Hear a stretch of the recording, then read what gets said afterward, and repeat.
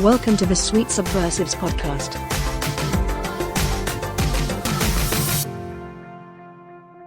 We are live! So alive. Live! Hi, Kara. This is Sweet Subversives. Welcome back, everybody. Yes. I hope my internet holds out today because it's been poopy pants. Nasty. But, that's the way it goes. And we are, we've had like some weird things going on in our world, haven't we, Kara? Uh-oh. Yeah, you are going in and out. So, our show tonight, in case people haven't noticed, we got a lot going on in Minnesota. We had the extremely unfortunate death of George Floyd, and in that, while in police custody. The officers, all four of them involved, have been arrested. It sparked protests and riots in the Twin Cities area, which then spread not just nationally, but internationally. And it did a couple things which, other unfortunate deaths in police custody have not done.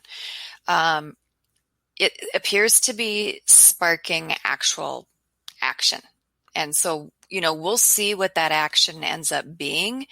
But part of what's happening is our city council in Minneapolis did a vote, although it's not a binding vote and it's not what people think. But it was touted as defunding or disbanding the Minneapolis Police Department. And that's not really what it was or what it accomplished or anything. And it's not anything that they could legally do because it's in the city charter. They have to have police. They have to have so many police. I mean, it's pretty restrictive. And to change the city charter, they either have to have a unanimous vote of council and the mayor, which they do not have, or they need to have it go to a voter referendum. But it has to go through the charter commission first. I mean, so there's a lot of steps and a lot of things going on at the moment. But what they are looking at doing is it appears they're looking at doing some pretty significant reform. And not just reform on policies, but how a police department would be structured, who is an employee, those types of things. Add to that, there's been a demand that the police union be busted. I mean, they're looking at union busting is what they're looking at doing.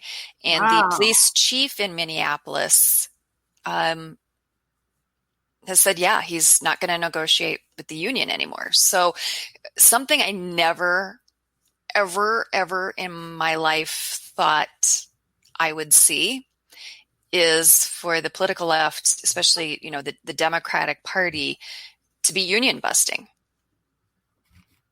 I mean, what a strange year 2020 is.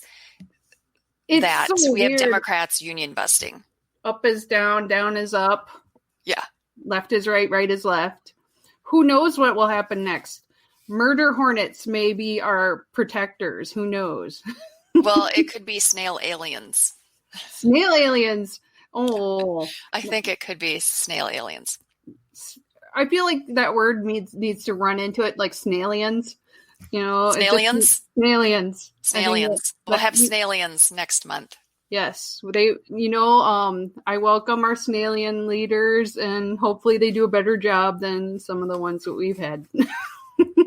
Yeah, and as someone pointed out, one of our viewers pointed out, in Minnesota we don't have the Democratic Party. We have the DFL, which is Democratic Farmer Labor Party. And now it is, as they point out, the Democratic Farmer Labor Busters. So they have it right on. So yeah, that's how crazy this year is.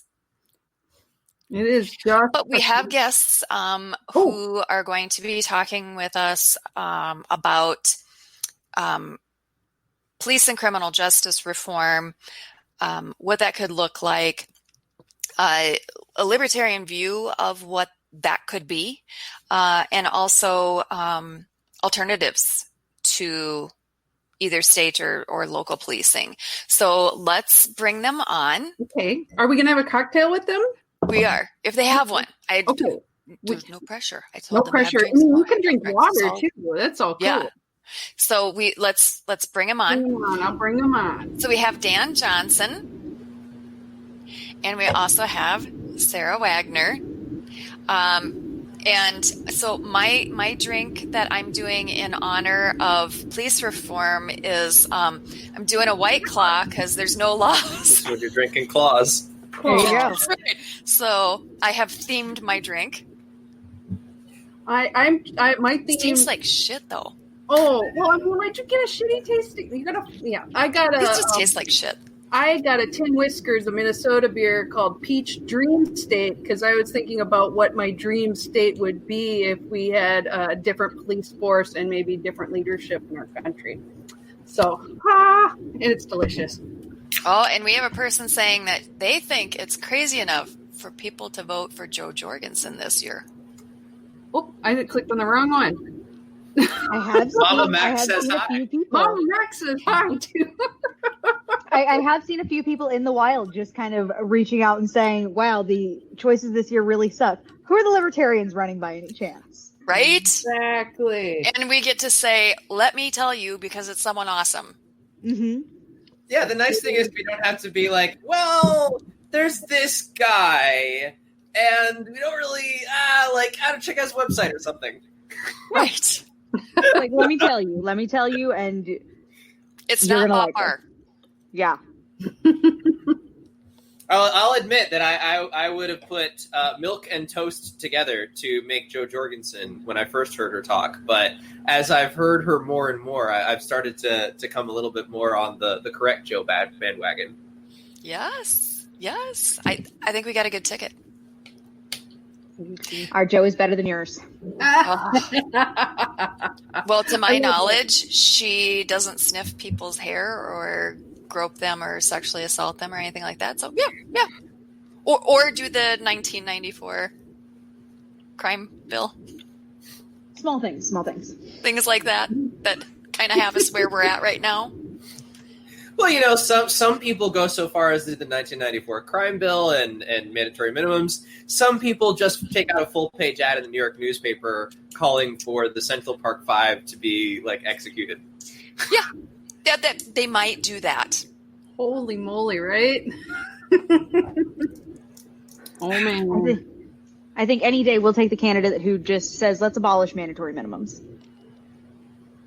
Yes. I'm on board with that. So that jumps us into looking at criminal justice reform, police alternatives, what that looks like, where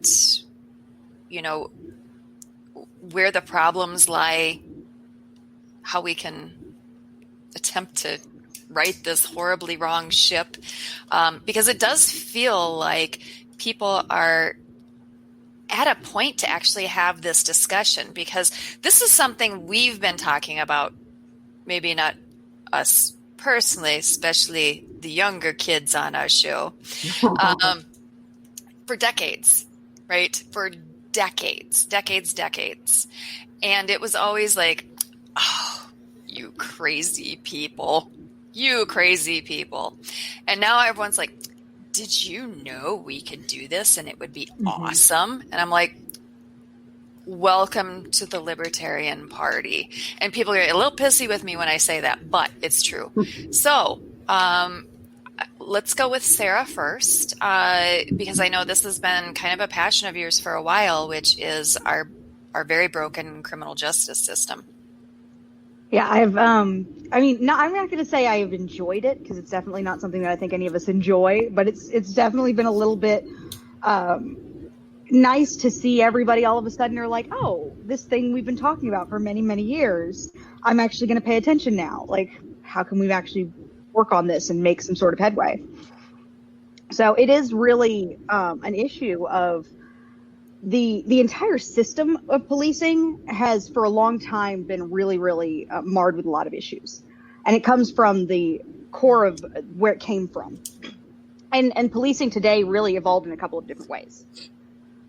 In the South, it evolved mostly, it started out of actually slave patrols were the first kind of police forces, which is separate from the way that a lot of sheriff's departments and law enforcement or state police work in a lot of areas. Mm-hmm. So the differentiation there is that in municipalities who have police forces, those are the officers who are actually patrolling the neighborhoods. Those are when we think of the idea of like a beat cop. They're proactively going out and trying to have a show in the community in the hopes of making better overall public safety. I'm sorry, I think I'm having a mic issue that I might be able to handle really quickly. But the issues that have caused policing to come where it is are really hard to just have one policy that it gets rid of it. It's a question of, can we fix it, or does it have to be something that's just kind of taken down and remade? Right. And I think that we have this moment where people are even open to the idea of, let's completely remake this. Instead of just do a little change, let's completely, let's be open to imagining new ways.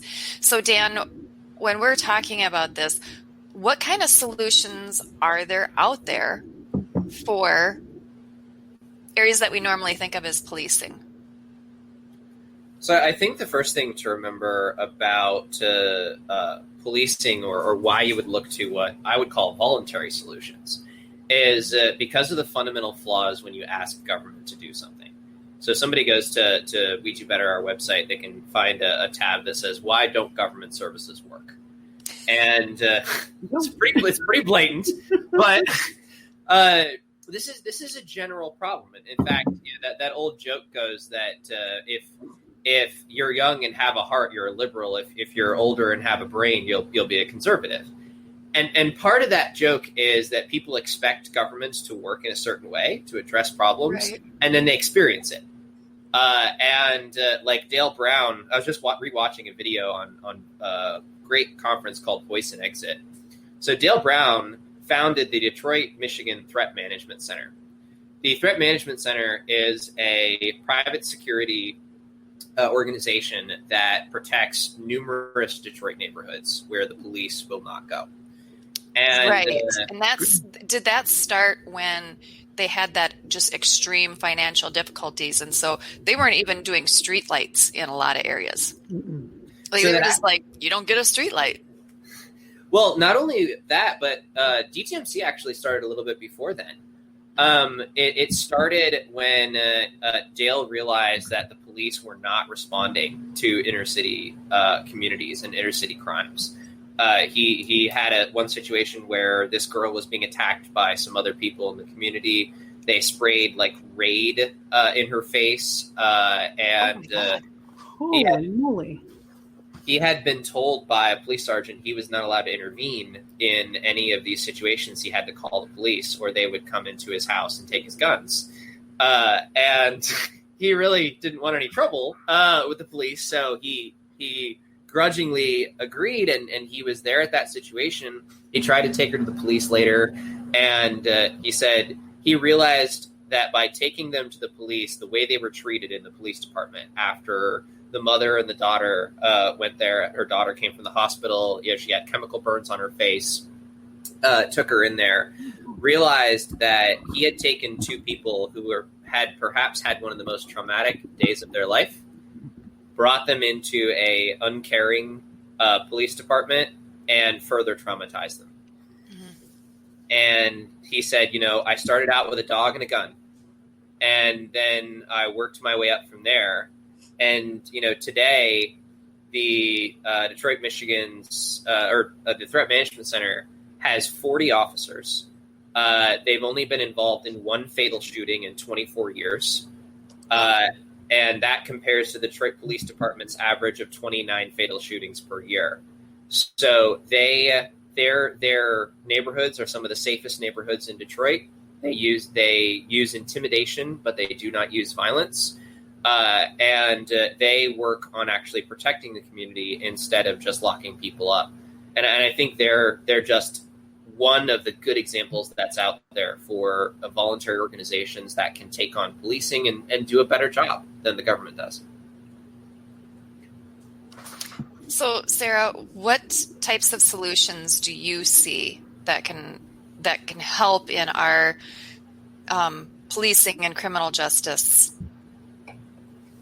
So when we're talking about the police departments themselves, one of the issues that we run into is that there is such a baked-in kind of culture problem that you actually serve your community better a lot of times by trying to completely redo everything.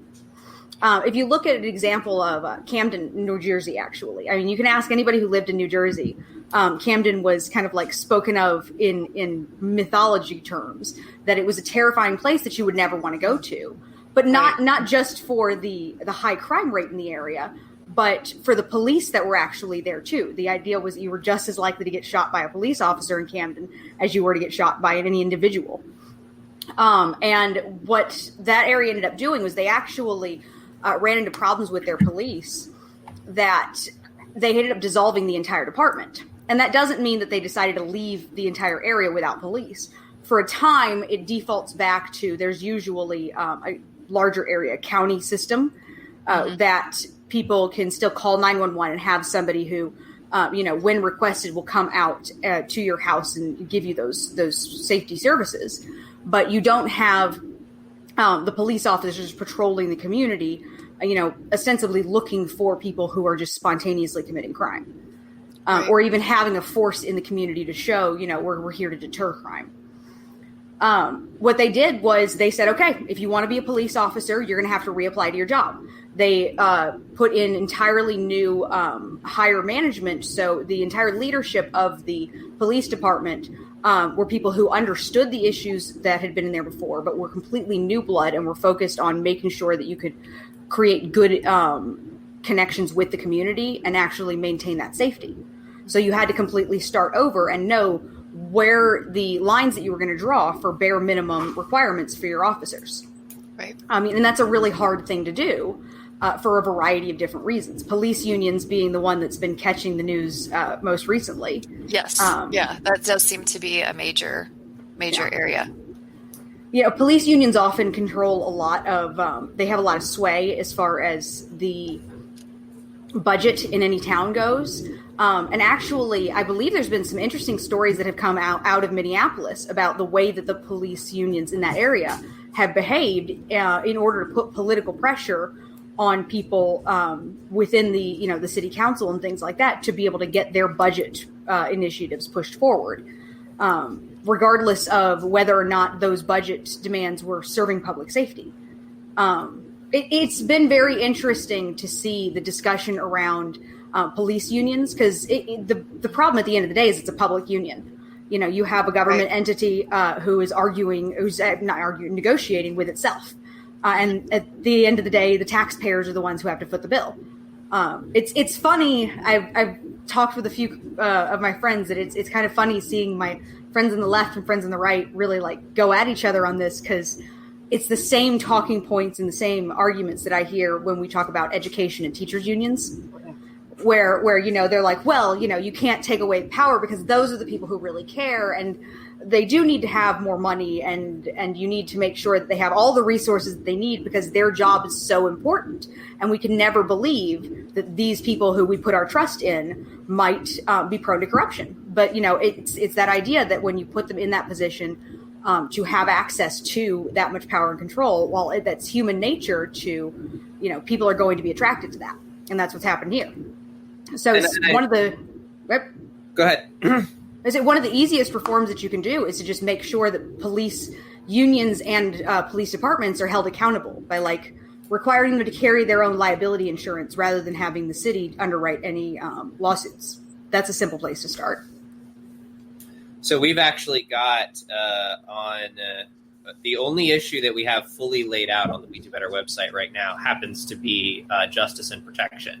And if somebody goes to the links, I think I sent you the links earlier, but if somebody goes to that justice site and they go to show me the data, there's actually a study in there on how liability insurance, private liability insurance, can help keep police departments accountable. And I think that the key thing about when we're thinking about government is we can't just reform government. We also have to introduce competition. Because as long as the government is the only place that we look for reform, I think that some reforms are necessary, such as ending qualified immunity, such as ending the drug war, some of these things that I personally believe are necessary to reduce police violence in communities. But as long as there's no competition, at the end of the day, there's no real incentive for the police either to change or to stay reformed in the way that people might want them reformed. So I think that people really have to think about what parts of policing can we take and put in voluntary organizations? Maybe some of the domestic disputes, maybe some of the traffic enforcement, maybe some protection of events. Maybe we can put those in other places. But what can we take out of the government's hands instead of just rearranging the deck chairs on the Titanic? And that is a big part of the issue. We expect the police to do a whole lot of things that the police are just simply not well suited to do, or not maybe the best suited to do, because that is the arm of the state that we expect to use force. When we're having mental health issues, when you're having people with medical emergencies, when you're even talking about, policing security for private events, those are things that we don't necessarily need to rely on government to do. And sometimes communities are served better by fulfilling those needs themselves and not relying on force in order to do that. Well, and I think you guys are touching on an area that in these wider discussions that we're now seeing take place, people still aren't ready to go into this portion of the discussion, which is how are we contributing to the problem? And how are we, like every time people say there ought to be a law, people need to understand, every time people say there ought to be a law about X, they need to finish that sentence and say there ought to be a law about X, and if someone does it, it should carry the possibility of death. Mm-hmm. Because when you have it be a law, now you are going to use government force to enforce it. And that is a risky proposition. And I am not saying that police exist to kill you. And I know people take that away from that sentiment. They're like, what are you saying?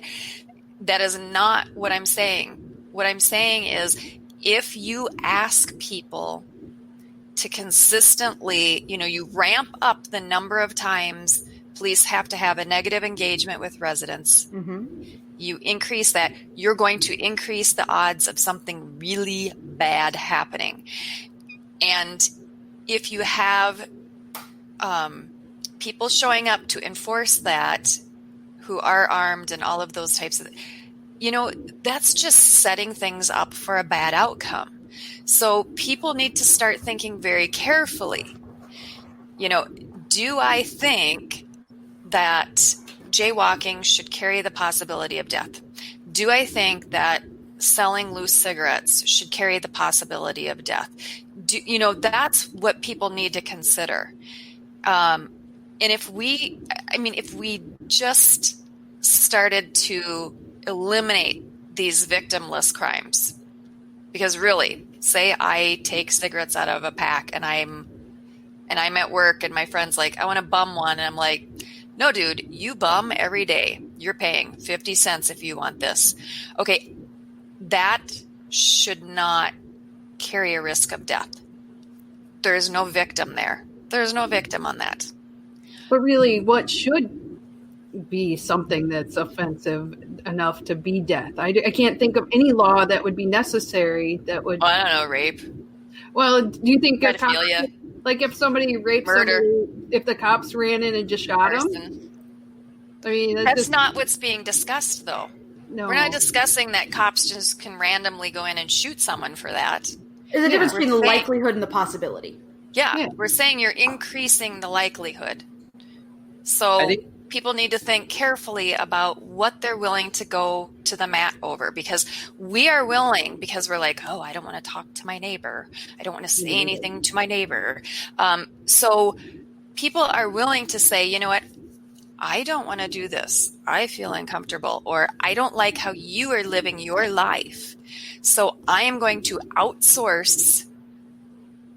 I'm going to outsource to someone else and put my problems onto them. And I'm going to say, hey, could you go solve this problem for me? And oh, by the way, could you do it while wearing a firearm? I mean, that's crazy. If you just did that to someone else, where you were like, hey, my neighbor carries a firearm, I should have him go knock on my neighbor's house because I'm sick of them smoking pot and I don't like to smell it. I mean, that sounds stupid, doesn't it? Yeah. It's like Old West. But that's what we do. That's what we do. Yeah. And there's so many neighbors that do that all the time. They don't like their neighbors, and so they use the police as a tool to harass people, really.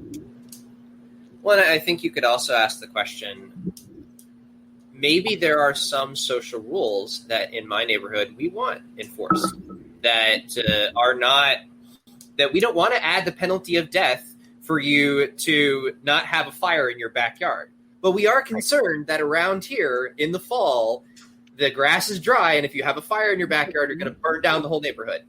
So perhaps we should look at, well, how can we have community rules? How can we have a way to approach this? Once we recognize that government comes with the potential of death, how can we bring in another organization? How can we create our own organization? You look at like Cassandra's Plymouth Improvement organization in Plymouth, Ohio. This is an organization that is doing things for the community that they would usually have looked to government to do. And so, I'm a real big fan now, having done my time, done my service in most of the political arena. I am a really big fan now of having some involvement in the political arena for defense, right? Keep the tyrants from passing every law on the books to try to take us down. But that I think most problems should be addressed directly and not trying to get somebody else to do it. So if you're going out and trying to make somebody else engage on an issue, what could you do to solve it yourself instead of passing a law that bans, fires in somebody's backyard? What could you do to keep your community safe without adding that threat of death? That requires a level of personal responsibility that libertarians talk about, nobody actually wants. That does require that level of personal responsibility, but a lot more problems I think could be solved rather than virtue signaling on the internet about how terrible you think something is. Go solve it yourself. And having some interpersonal skills. Well, you're talking about a community solution to that.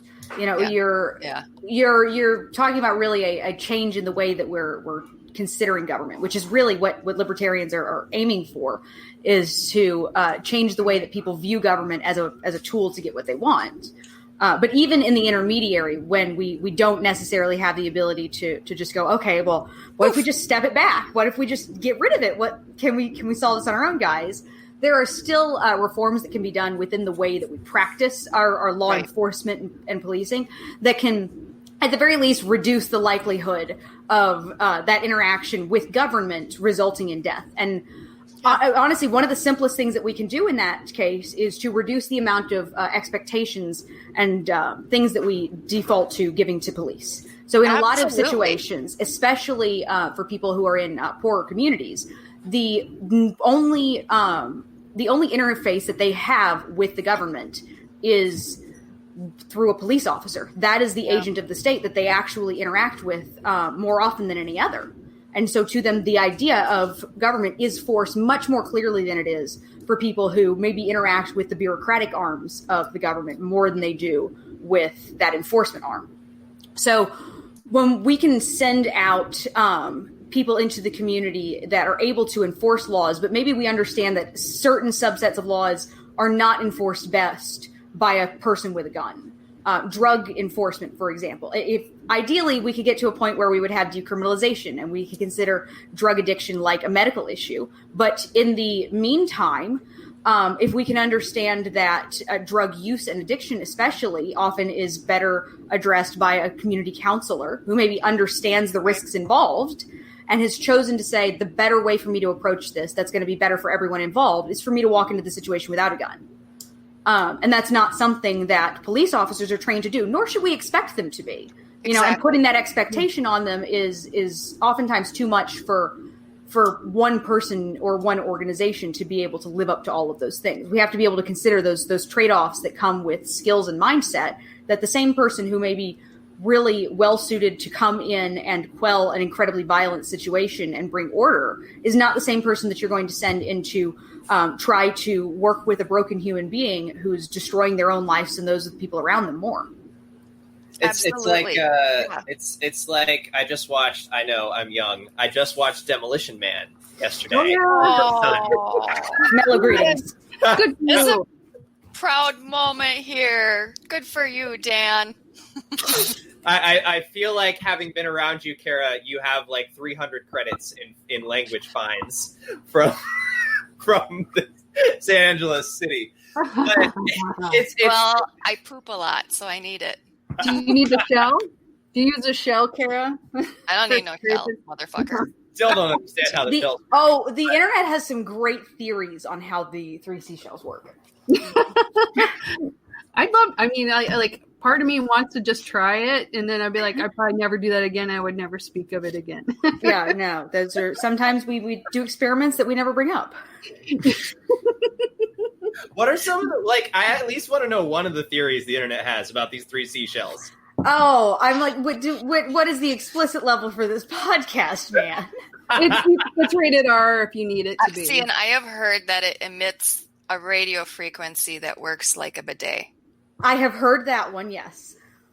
So it like vibrates poop off your butt, I guess. So one vibrates, maybe one scrapes, and the other massages? I don't know. Oh, someone said that they know the exact reason there are 3 seashells. 3 seashells. Well, enlighten us. I kind of with bated breath. Facebook user. I know. Well, they're typing it in. So you were starting to tell us that you watched Demolition Man. Yeah.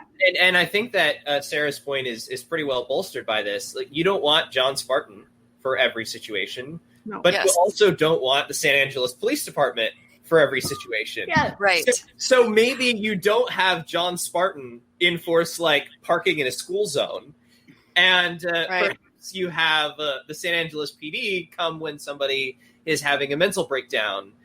Instead, maybe you can divorce those functions from each other. I do think that we shove off. So we take all of our problems and we have shoved them off onto police. We're like, we don't want to solve these societal problems because God, that would be some effort. So we will dump them onto police and we will make it an enforcement issue when it's a poverty issue, it's addiction issues, it's mental health issues. It's like every kind of issue ever. And we're like, and here you go. Could you just take care of that for me? Yeah. You know, it's interesting because the United States has a fairly unique police force as it is. We're really one of, if not the only, I mean, I don't want to say the only and have somebody go and fact check me, but it is very rare among world police forces that all of our police officers and oftentimes security guards and people have guns, because we've determined that is something that I know there are some federal like inspectors who we also arm. Because we've decided that's something that they need to have to do their job. Like FDA inspectors. We are the Department of Education. They have their own SWAT team. So yeah. You know, those are the kinds of things where we go, is this actually the best solution for this? Or, we can look at other countries and say, oh, actually, sometimes it's helpful to have maybe these public service policing people be easy to spot, not driving around in ghost cars, for example. So that if you need a public servant to try and help you, they're able to be there. You can see them, you can find them, and they have a variety of services available. And they're not going to also serve you an additional risk of harm because they're simply not equipped. I was just thinking, what if they had like an Uber app? you're like, oh, there's a cop nearby. Some cities have similar concepts, actually. Yeah, they do. And some cities are starting to investigate, do they want to do police like how they do fire? Which means, instead of having police more in these central locations and you have patrols going out, they have them stationed like fire stations are, right, in the community, but they come when called. They're not out patrolling. So if you do need a police officer, they call them. The response time is about the same because instead of patrolling in a neighborhood, they're kind of housed in a neighborhood. And so they're looking at that as maybe this is a method, for that. And then the other benefit is the police that are in that area are in that area. So they get to know that area and the people in it, and the people know them and that type of stuff. So, well, I think that's an important distinction to make is you have like law enforcement forces and oftentimes the way that sheriff's offices function in rural areas. You may have some officers who are out doing traffic enforcement usually, but for the most part, you make sure that you have a station that is well staffed, so that when people do call 911, that you can then deploy people from there. That's different from policing forces, which are patrolling, and that's that key concept. And those patrols come from historically two places that are really not great. And I mean, if we want to understand why is this such a hard problem to solve, we can look at, well, where did this come from? How did we get here? In the North, it came from cities started forming patrol police forces when they started having immigrants that were considered problematic. And so they were patrolling forces that were, in fact, determined to establish order. It was less about enforcing laws and more about making sure that they could establish order, and sometimes even enforcing segregation between different groups of people, making sure that, that the social order is maintained. Very similarly, in the South, the first patrolling forces that they had were slave patrols, which was actually expected to be a duty of every citizen. Every white landowning male was to participate in this slave patrol, where they actually had to go out and were searching for and harassing and surveilling communities of slaves and Black people, again, in order to enforce that social order. And when we then did finally abolish slavery, those police forces, then those slave patrols moved into police forces in very much the same way. They were kind of absorbed into it. And the same culture went with it, that, okay, well, this is the societal norms and the status quo that we need to maintain and enforce, because these are the people that are dangerous. These are the groups that we're focusing on. And the thing was, actually, when we started professionalizing the concept of police, it became more of a uniform. We're going to have standards. We're going to do studies into what the best effective practices were. You just got this wonderful marriage of the police practices in the North that were focused on poor communities and immigrant communities, and the police practices in the South that were focused on Black, formerly enslaved communities, and combined them to find best practices to be able to maintain the social order among the people who are at the bottom of that ladder.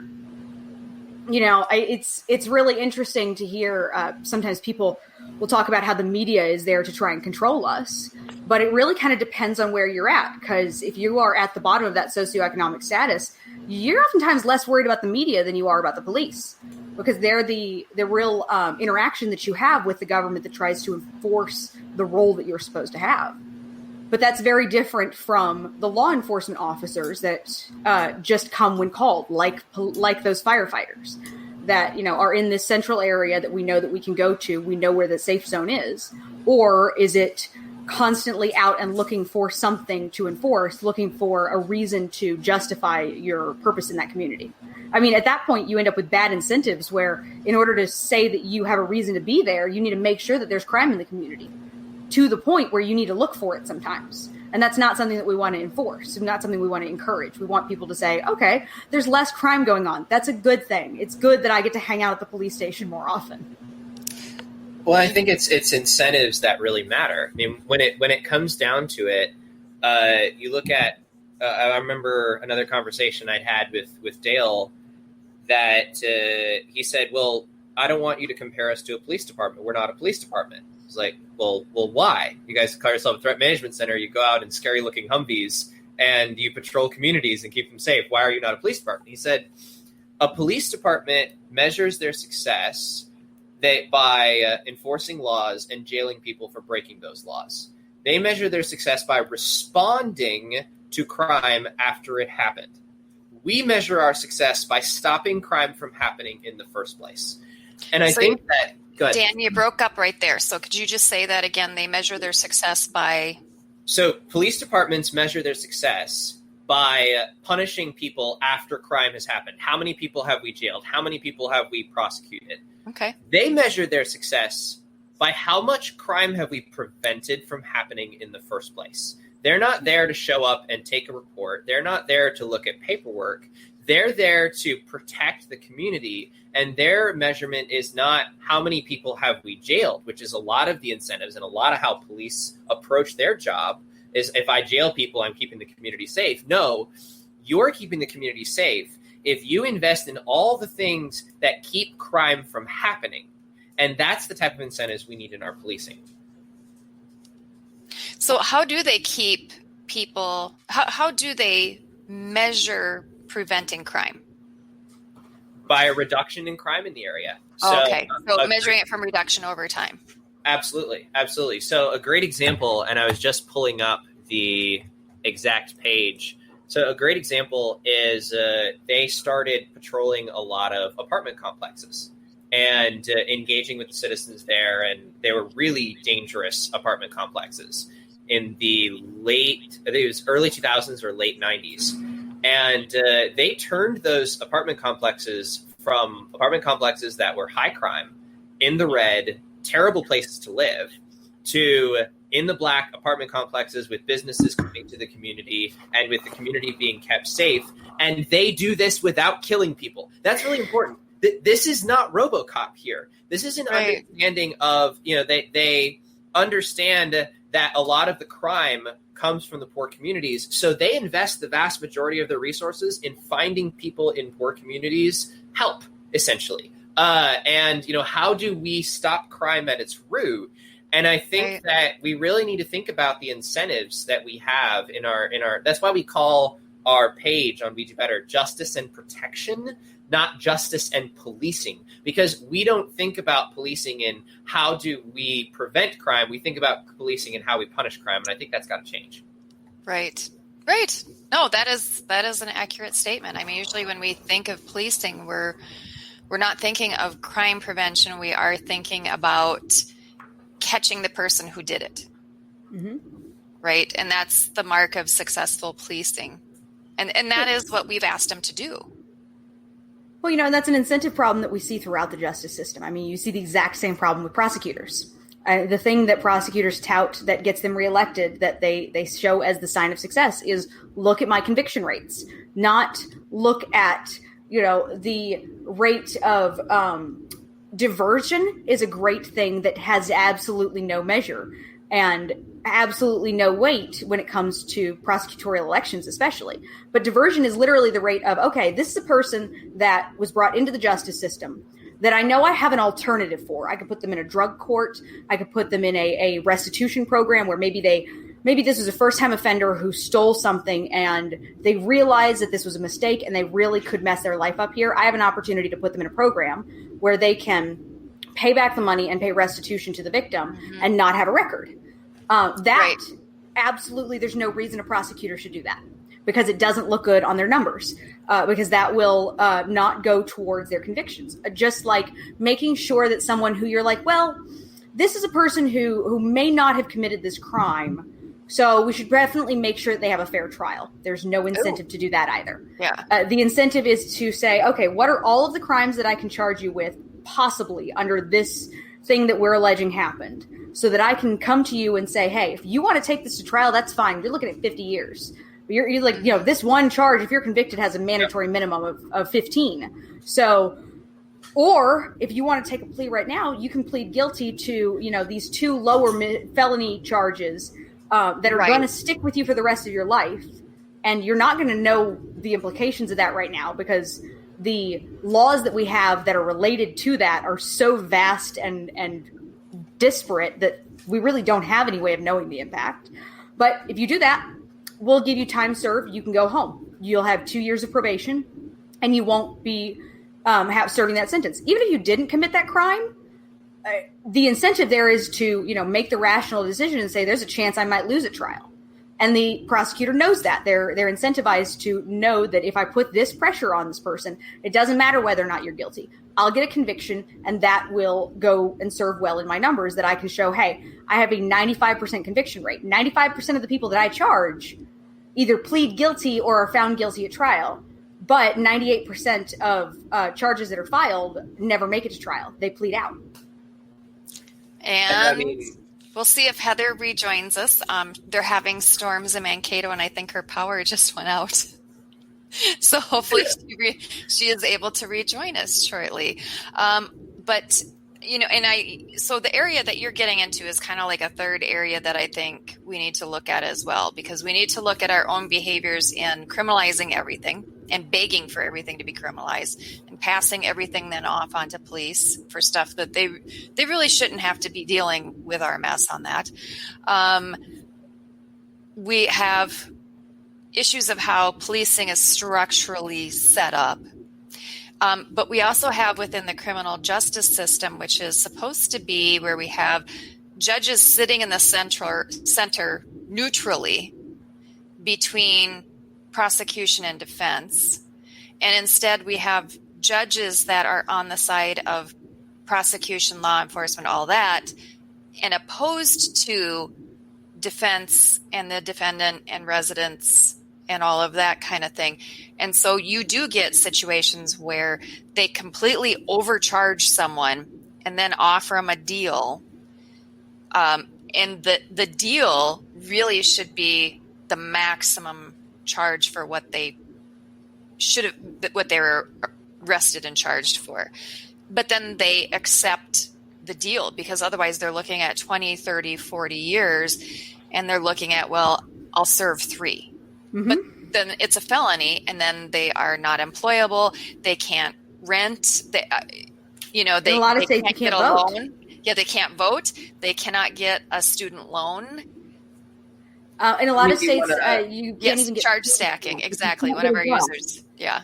You want to talk about something like that? I mean, and especially the 2-tiered privilege system that is our justice system.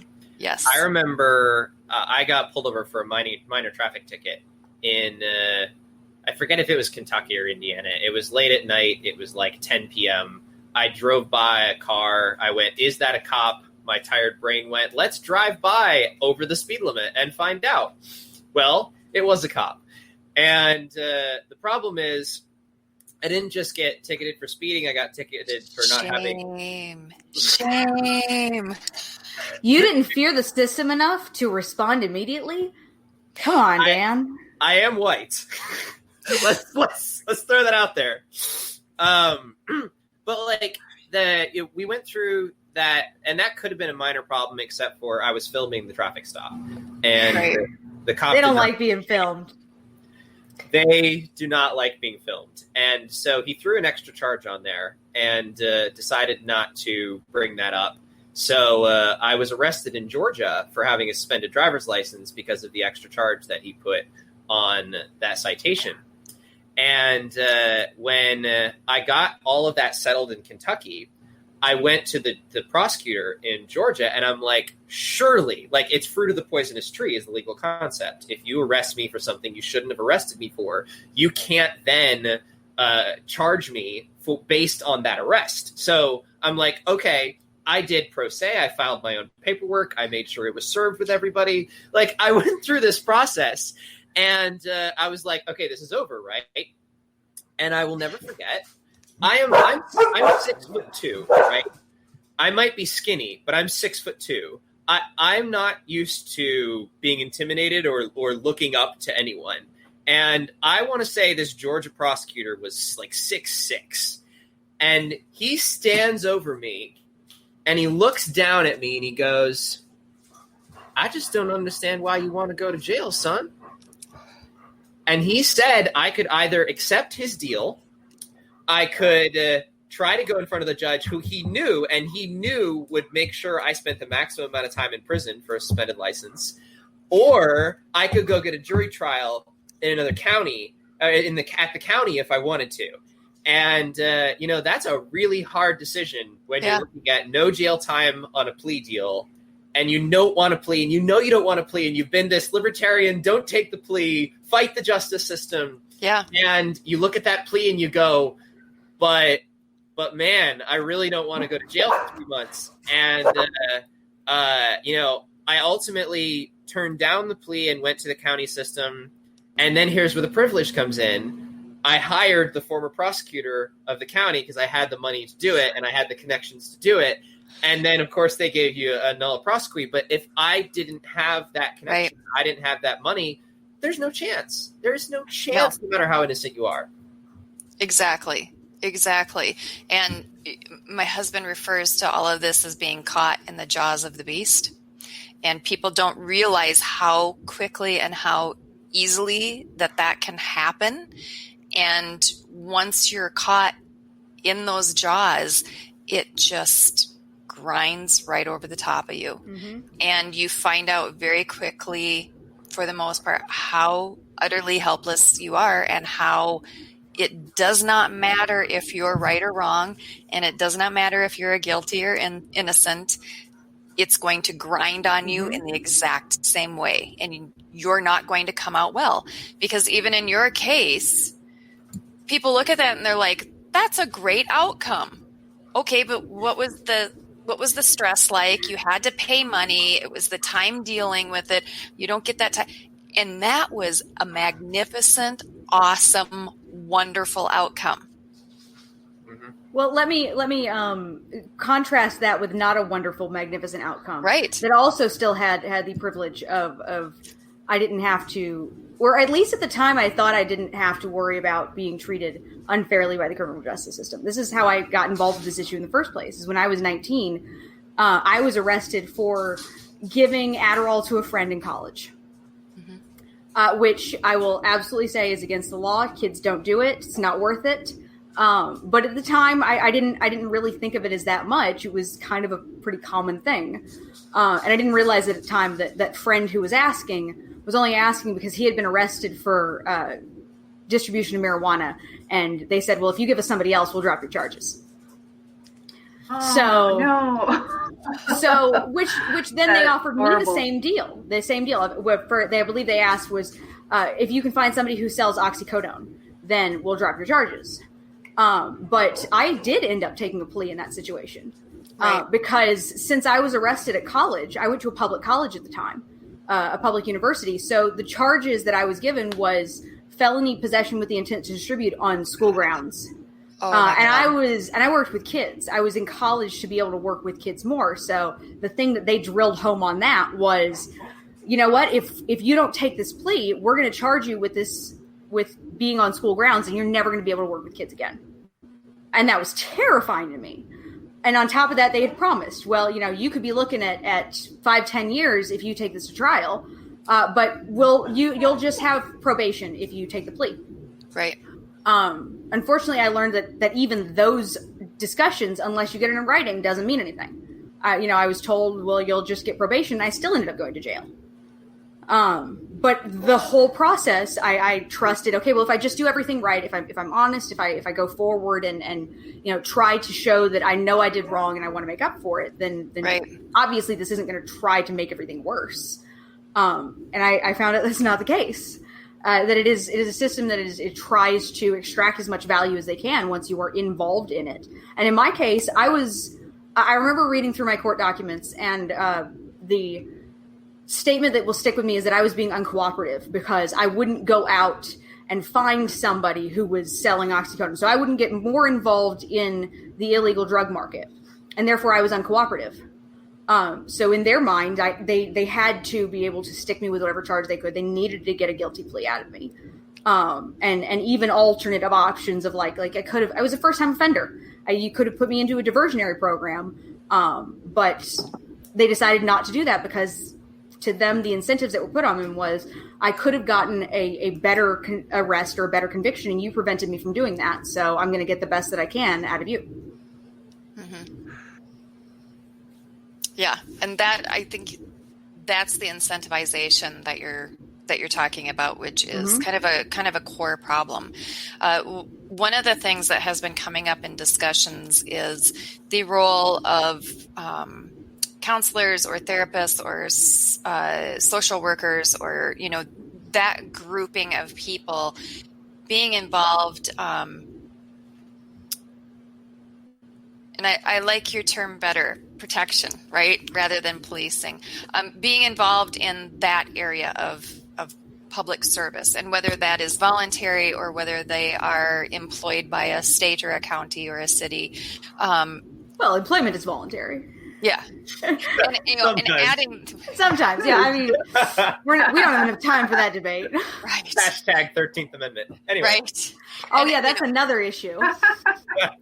Again, we don't have time. Why can we bring this up at this point? Well, stranger things have happened now that we're discussing the Third Amendment, I really, that's the thing that's surprising the most. I haven't seen hashtag fix the 13th, trending yet. That we ignore that the justice system is the way that we still legalize slavery. And that's the loophole that's in that 13th Amendment. Well, and we haven't, we're nowhere near that level of discussion. I mean, I think the wider discussion right now is we're seeing the most sticky, awful end of it right now, right? And so we're looking at it as this is a trauma, and we perceive that we are now bleeding out. So we should probably get some gauze or something at least, maybe a little Bactine. I don't know, a little Bactine. And I think that's about where we're at. But I do think it's a good discussion of where do these people fit within protection or medical services or that type of thing.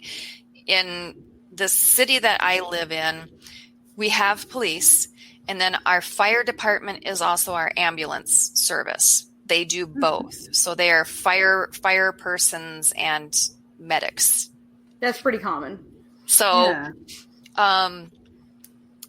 although around here it's like hugely uncommon that your fire department is also your ambulance service. It's all private ambulance services. Oh, a lot of areas do have combined fire and EMT. Yeah. So, but my thought is, if we were to do like your social workers, your medical professionals, that type of stuff, where if someone is having a mental health call or they're having, it looks like some type of drug call or that type of thing, like an overdose, I'm looking at it as, if I'm going to have social workers or I'm going to have mental health professionals, I'm not going to be having them with police. I'm going to be putting them with our fire department, and they're the ones that go out on that call, because that's a medical issue. So you send your medical team there. If they find it's something that they can't handle, which sometimes happens when our fire department goes out on a regular medical call, and it's, a little past what they can handle, or the scene isn't quite safe and they need some assistance. Our police are right there with them. That's when they kind of help, calm things down and get things a little secure so that they can do that medical attention. So I'm a little surprised at the push to put so many more mental health people within police departments. Well, I don't necessarily think bad fit. I don't necessarily think that the push is specifically to put mental health services or even these social services they're talking about within police departments. But I mean, that's the whole idea behind defund the police is that you want to be able to actually pull money out of the police department so that it can be reinvested in other areas where it's actually serving those public needs more. So, you may need to reduce the number of police officers because you're going to add a whole bunch of mental health workers, but you're going to maybe do that under the fire department, like you're saying, or under the, the EMS department. Because we acknowledge that we have that need in our community. I think it's also helpful to think about it as a tiered system, right? Mm-hmm. So right now we call 911. right? And your dispatcher looks at the situation and goes, should I send the fire? Should I send the ambulance? Should I send the cops? Right. I don't know that you could, as on a city level, get like your own 711 or 811 or whatever for a different service, but you certainly could train your 911 dispatchers so that when they get a certain type of call, they send out the mental health force, or they send out social workers, or they send out that unless there is a life threat, like somebody is being threatened at that moment, that they might send out a different group of people. And I think that's something that you could fairly easily implement on a 911 dispatch level. People are still going to call 911, but at least the dispatchers can go, well, maybe we'll send this group of people instead.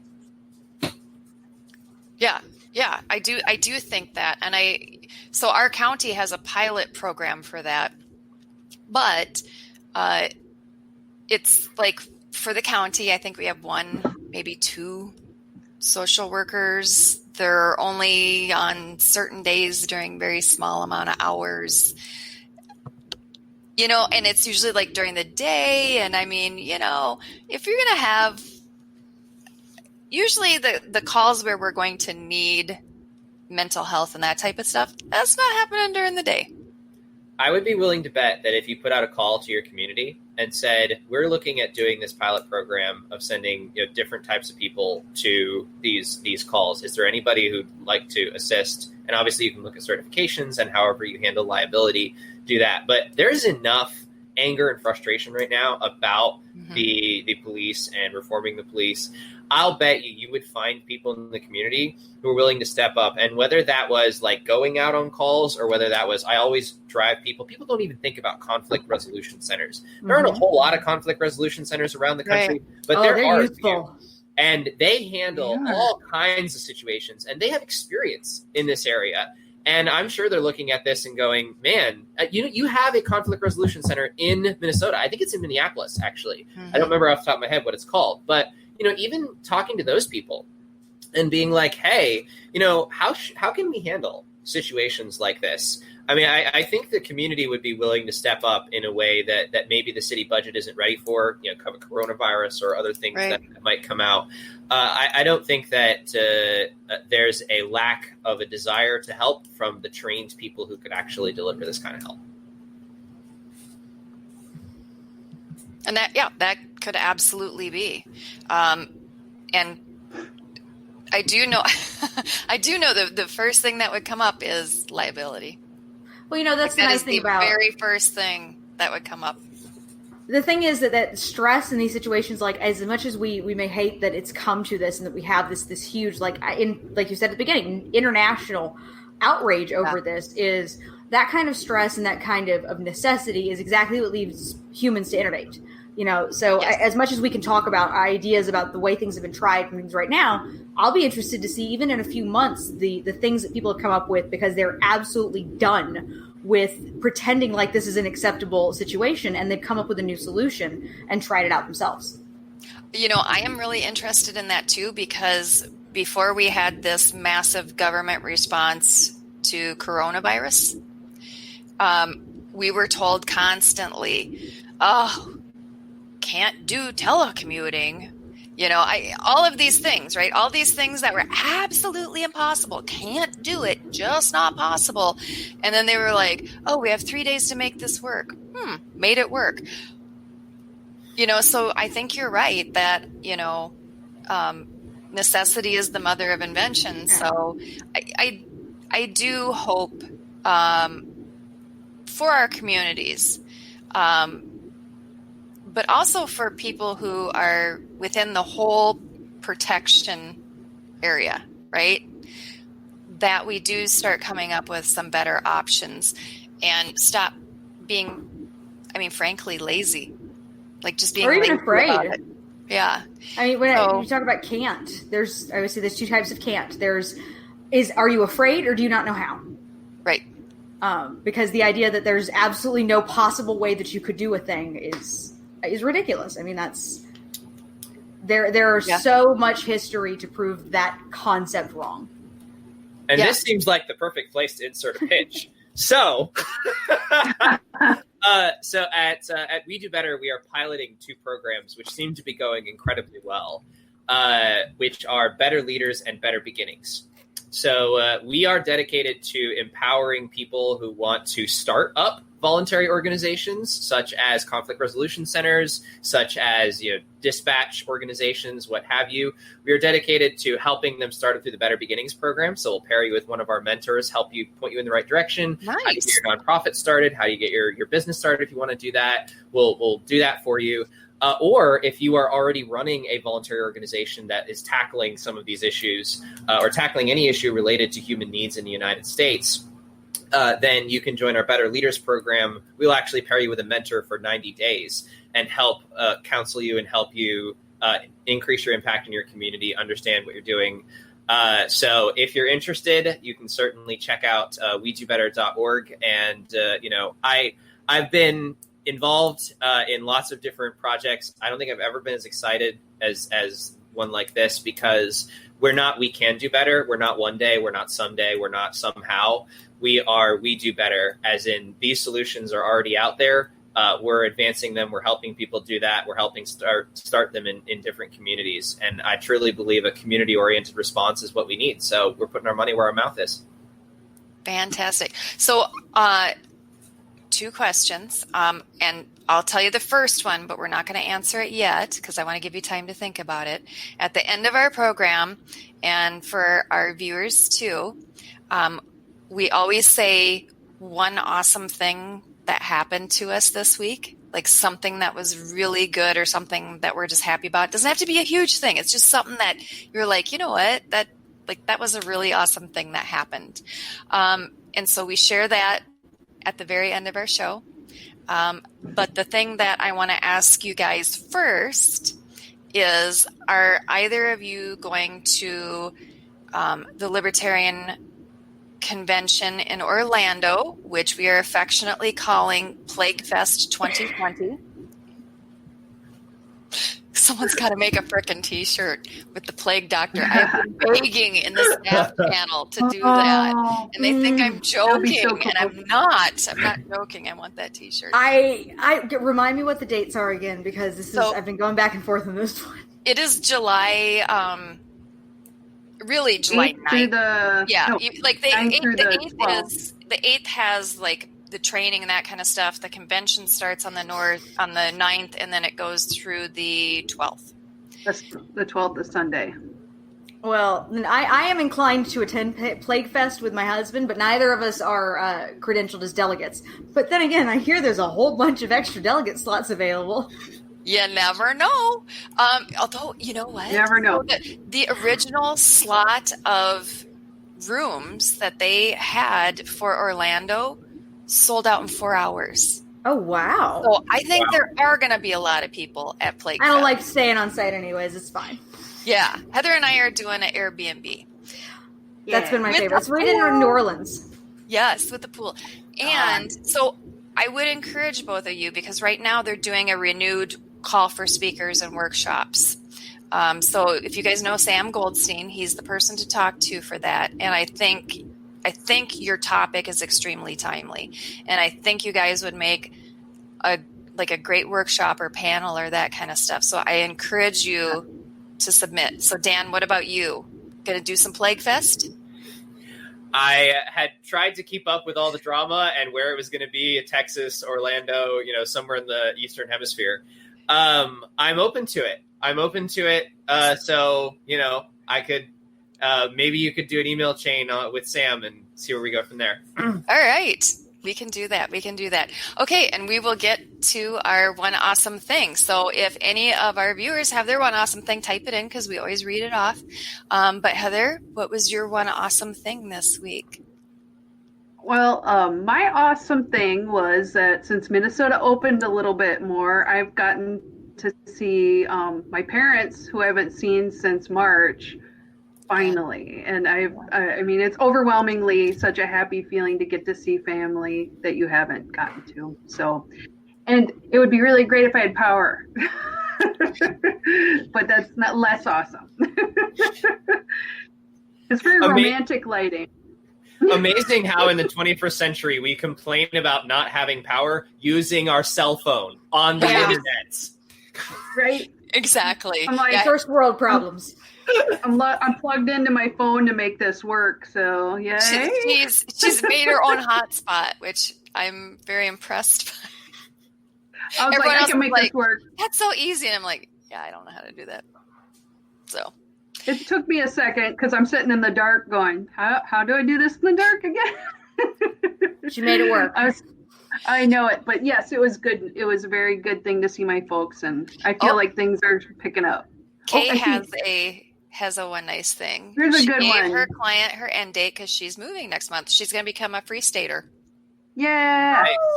Very nice. So Yay, she's Kay. no longer going to be a Scotty. She's going I'm sad about that. going to New Hampshire. On to greener pastures, I hope. So my awesome thing was today was the first day that restaurants were open that you could walk into them. oh This fucking state. yeah, no shit. So today I had sushi for lunch. Like sat down, sushi for lunch. Did Oh like my a God. huge tip because I said when servers start again, I'm gonna make it rain on them, and I did. Mhm. So I was exceptionally happy to do that. And what was funny is, all the newspapers are doing polls. Will you dine in a restaurant? As if it's like this hugely daring thing. It's a giant risk. Yeah, I It will. is. And like 60% of people are like, oh, fuck, no, I am not doing that. And I was like, I marked yes. And I'm like, not only yes, but I was there for lunch. Like, I already did it. So I already did it today. I know I have no problem with that. Jumped in with both feet. It says here, I think Travis Mitchell said that I finished my four-year degree Friday. Yes. Starting the master's July 6th. Bravo. That is good. And I think it's your mom actually that said a friend gave me a tablet, so she's got electronic tools. I know her. I think her iPad was dying a horrible death. Oh, so good to have tools. So I love that. what is your awesome things? I'm punting. Oh, I'm gonna be extra lame because mine's work related, but I've really enjoyed. I had a work project that I was able to take to from like a pilot project to taking to a larger team, and it's been really, really fruitful because I feel like I'm making an impact, and everybody's projects are more doable, and that's always nice. No, that is good. That is not lame at all. That is a good thing. All right, Dan. All right, lay it now on it's you, us. Dan. Well, I am a relentless self-promotion engine. So mine is going to be, it really is like Pimpin' ain't easy, yo. It's 24/7, 365. You know it. You run for office. Don't give me that. He's got a point. She's saying it because she knows it.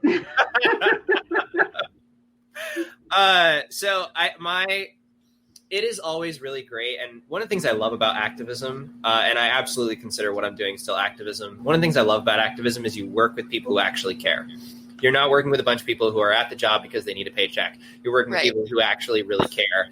And I think my highlight of this week was helping a lady understand the marketing and messaging for her organization, which she was a school teacher for 3 years, decided, screw the education system. That's not actually going to work. She started her own school. She's been running it for 40-something years. And what they do is they teach 3rd, 5th, 6th graders. They teach them biotechnology, aerospace engineering, 3D printing and design. I mean, this is the coolest school in the history of ever. And we're getting to help out.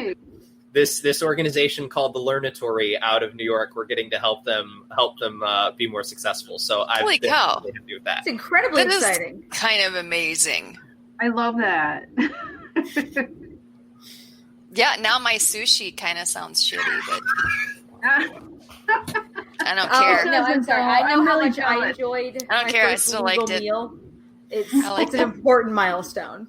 It is. I agree. I got to pile on that. I went to the local Chinese buffet, which had been closed for 2 months, and I was really concerned. Like, oh no, they're going to close, but they were open again, and I just bought so much food. I bought like 4 meals for the food. I think we're never going to have a buffet. we're never going to have a buffet again ever in Minnesota. Like, somebody wants to know what the name of the school is. I kind of do too, because I work in education, so I'm super excited about it. It is called, sorry, I threw it in there. It is called the Learnatory. Kind of like an observatory, but the tablet is the big Learnatory. Yeah. That is very cool. I'm looking it up. Very cool. Oh, here it is. Like, I'm on it.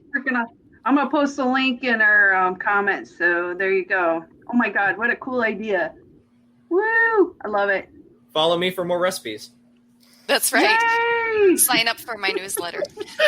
He's a good source for free market ideas.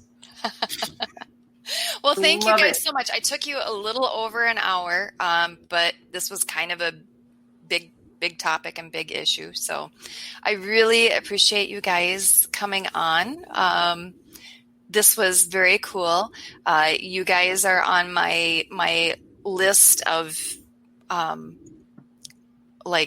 have a short list of people I put on that are my hope for the Libertarian Party. That's cool. So I have that's a really heavy expectation there, Kara. There's under 20 names. That's all I'm saying. Oh, you've been chosen. Ooh. Again, like no pressure. No pressure from Kara. No pressure. We're going into Kara's house. My eyes are on you guys. So don't be afraid. It's all good. I will. So hopefully, I get to see you guys at Plague Fest 2020. Hopefully, I'll see you there. All Yes, right. I love getting to meet y'all. Thank you guys very much, and thanks to our viewers for coming tonight. This was fantastic. And thanks for Heather for powering through a power outage. Yeah, I'm still in the dark, like normal. Well, thanks for having us on. You bet. Thank you, Sarah. Thank you, Dan. You guys are wonderful. Have a great week, everyone. See ya. Later.